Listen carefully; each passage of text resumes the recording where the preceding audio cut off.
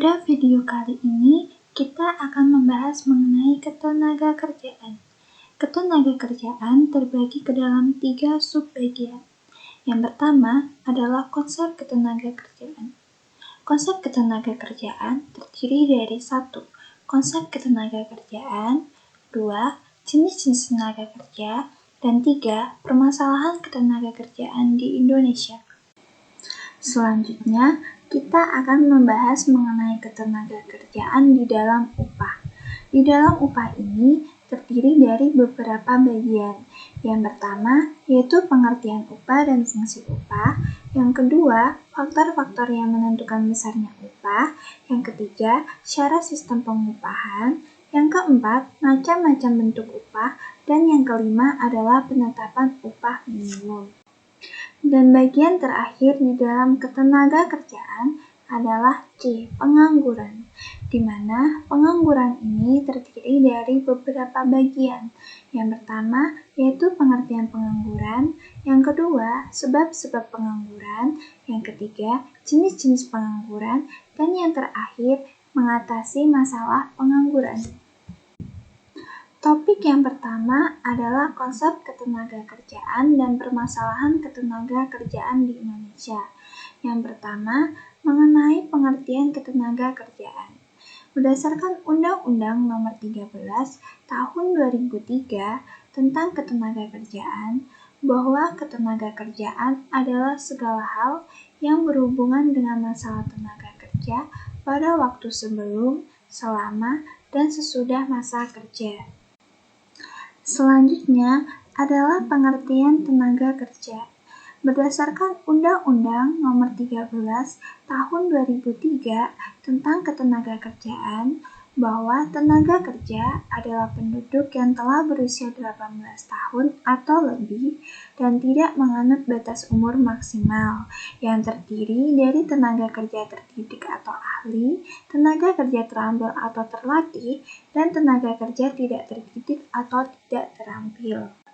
Selanjutnya adalah pengertian angkatan kerja, yaitu warga negara yang menyumbangkan tenaganya dalam kegiatan produksi, di mana yang sedang mencari pekerjaan atau masih menganggur dan kapan saja siap bekerja.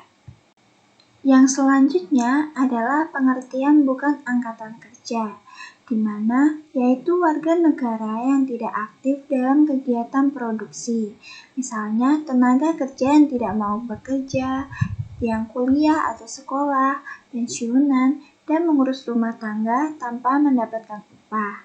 Selanjutnya adalah pengertian kesempatan kerja, yaitu jumlah lapangan kerja yang tersedia bagi masyarakat untuk mendapatkan pekerjaan. Topik yang kedua adalah jenis-jenis tenaga kerja. Jenis-jenis tenaga kerja dibedakan berdasarkan sifatnya, berdasarkan pekerjaannya, berdasarkan produknya, dan berdasarkan kemampuannya. Yang pertama adalah tenaga kerja berdasarkan sifatnya. Tenaga kerja berdasarkan sifatnya ini terbagi menjadi 2 macam, yaitu tenaga kerja jasmani dan juga tenaga kerja rohani.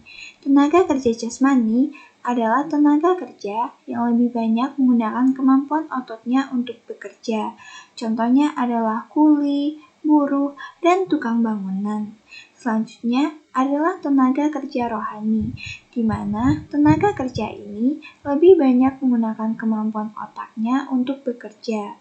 Pada umumnya, mereka merupakan pekerja di bidang formal, contohnya adalah guru, dokter, dan direktur.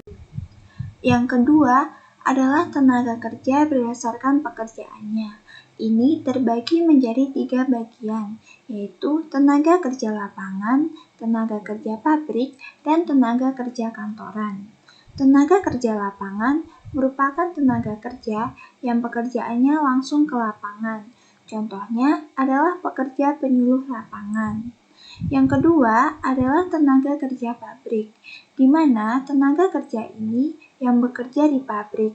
Umumnya, mereka bekerja di bagian produksi. Contohnya adalah pekerja pabrik garmen. Selanjutnya adalah tenaga kerja kantor, di mana tenaga kerja ini bekerja di sebuah kantor perusahaan, dan juga instansi. Contohnya adalah akuntan, staf, dan HRD. Yang ketiga adalah tenaga kerja berdasarkan produknya, yaitu terbagi ke dalam tenaga kerja langsung dan tenaga kerja tidak langsung. Tenaga kerja langsung adalah tenaga kerja yang berhubungan langsung dengan produk dan barang. Umumnya terdapat pada perusahaan besar. Contohnya adalah pekerja di bagian produksi. Yang kedua yaitu tenaga kerja tidak langsung, adalah mereka yang bekerja pada bagian perencanaan dan pengawasan pada bagian produksi. Contohnya adalah pekerja bagian desainer sebuah produk. Yang keempat adalah tenaga kerja berdasarkan kemampuannya, terbagi ke dalam tenaga kerja terdidik, tenaga kerja terlatih, dan tenaga kerja tidak terdidik dan tidak terlatih. Tenaga kerja terdidik adalah tenaga kerja yang memiliki riwayat pendidikan yang tinggi untuk menunjang pekerjaannya.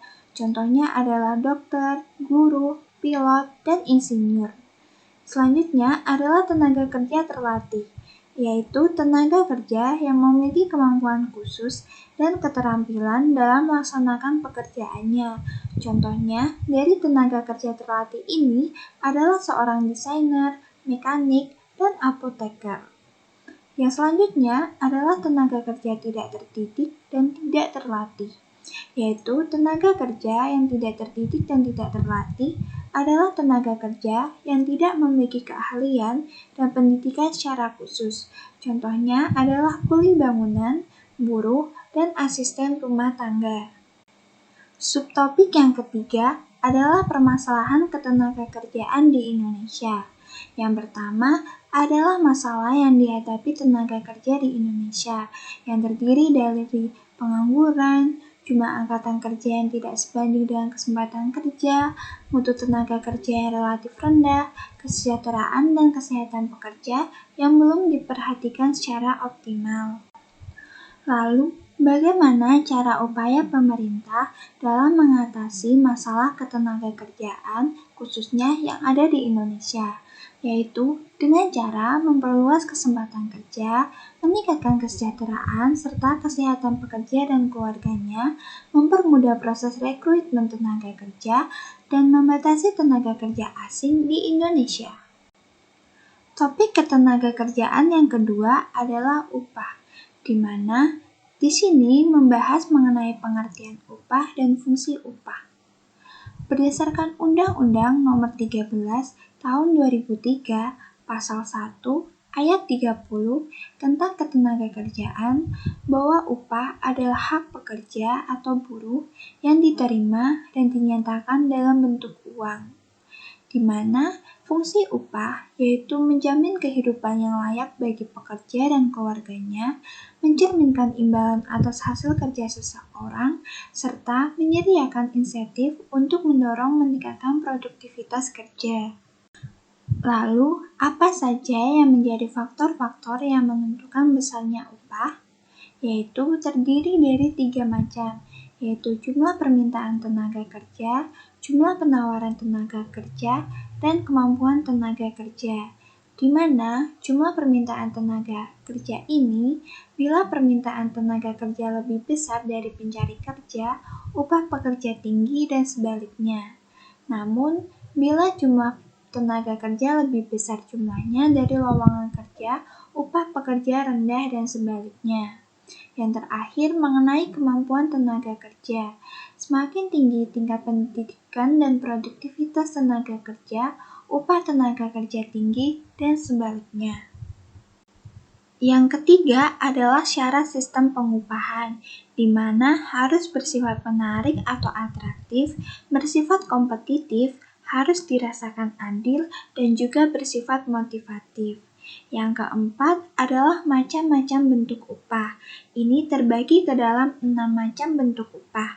Yang pertama adalah upah menurut waktu, yang terdiri dari upah harian, upah mingguan, dan upah bulanan.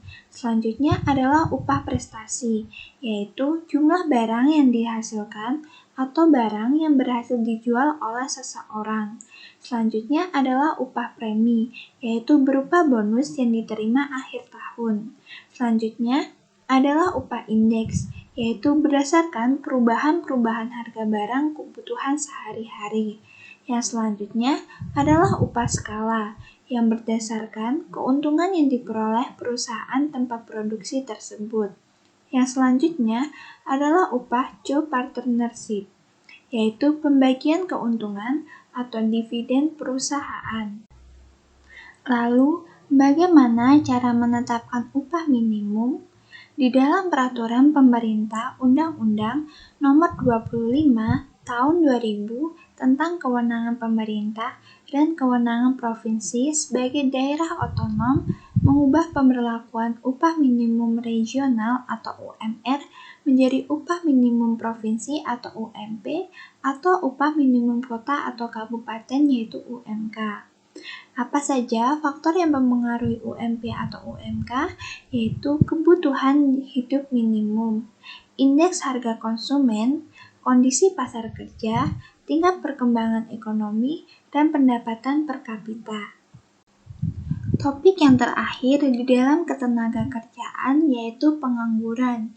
Yang pertama membahas mengenai pengertian pengangguran, di mana pengangguran terjadi apabila jumlah tenaga kerja yang ditawarkan lebih besar daripada jumlah tenaga kerja yang diminta. Lalu, apa saja yang menjadi sebab-sebab pengangguran? Yang pertama adalah angkatan kerja tidak dapat memenuhi syarat yang diminta oleh dunia kerja. Yang kedua, perkembangan teknologi yang tidak diimbangi dengan keterampilan dan pendidikan para pencari kerja. Yang ketiga, tidak memiliki kemampuan berwirausaha. Dan yang selanjutnya, jumlah angkatan kerja lebih banyak dibandingkan dengan kesempatan kerja. Selanjutnya adalah jenis-jenis pengangguran, terbagi ke dalam 5 macam, yaitu pengangguran struktural, yaitu terjadi karena perubahan struktur dalam perekonomian. Selanjutnya adalah pengangguran friksional, yaitu akibat kondisi geografis, informasi yang tidak sempurna, proses perekrutan yang lama.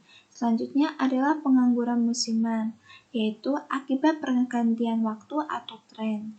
Yang selanjutnya adalah pengangguran konjungtural yang terjadi akibat tidak kestabilannya perekonomian. Dan yang terakhir adalah pengangguran teknologi akibat berdasarkan penggunaan teknologi mesin-mesin modern.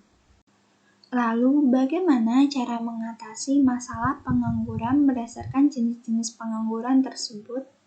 Yang pertama, cara mengatasi pengangguran struktural, yaitu dengan cara peningkatan modal dan tenaga kerja, memindahkan kelebihan tenaga kerja ke sektor ekonomi yang kekurangan, mendirikan sektor industri ke wilayah yang mengalami pengangguran.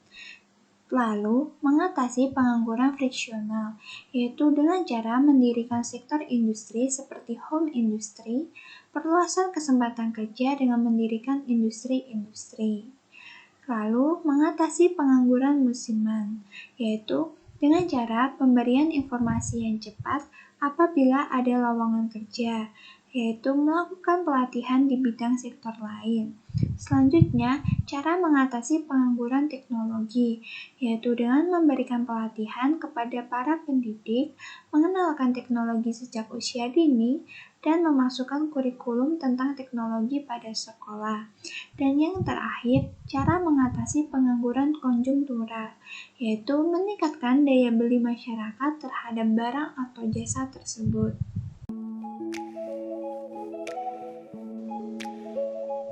Sekian pembahasan video di dalam materi ketenagakerjaan ini. Thank you and goodbye.